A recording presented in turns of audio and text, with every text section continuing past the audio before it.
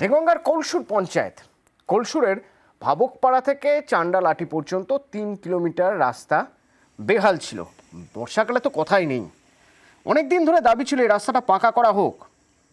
অবশেষে রাস্তা পাকা হচ্ছে, রাস্তা সারানো হবে। ওই দেখুন,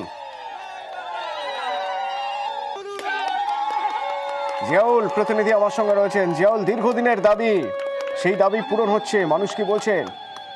দেখো, এলাকার মানুষ প্রথমত ধন্যবাদ জানালেন নিউজ 18 বাংলাকে। তার কারণ এই খবরই তুলে ধরেছিলাম আমরা মাসখানেক আগে।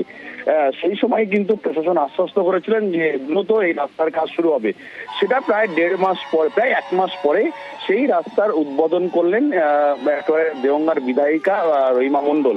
মূলত এই দেওঙ্গা কলসুর গ্রাম পঞ্চায়েতের ভবকপাড়া থেকে চান্ডালাটি প্রায় 3 কিলোমিটার রাস্তা এতটাই বেহাল যে বর্ষাকালে এখান থেকে ছাত্রছাত্রীরা তারা স্কুলে যেতে পারতেন না, এবং প্রধান শিক্ষক বারংবার তার এই যে ছাত্রদের যে সমস্যা এবং এলাকার মানুষের সমস্যা তিনি নিজে বিভিন্ন দপ্তরে জানিয়েছেন, কিন্তু সেই কাজ দীর্ঘ কয়েক বছর ধরে হচ্ছিলেন না। অবশেষে সেই রাস্তার প্রায় 1.5 কোটি টাকা ব্যয়ে সেই রাস্তা কিন্তু ইতিমধ্যেই কাজ শুরু হবে, 2-1 দিনের মধ্যেই কাজ শুরু হবে। তার জন্যই এলাকার বিধায়ক ঘটনাস্থলে গেলেন এবং এলাকার মানুষ সমস্যা শুনলেন এবং তারপরেই আশ্বস্ত করেছিলেন যে এই রাস্তা দ্রুত হবে, কিন্তু তারপরেই রাস্তার কাজ শুরু হলো। ফলে খুশি এলাকার মানুষজন এবং সবার আগে ধন্যবাদ জানালেন নিউজ 18 বাংলাকে।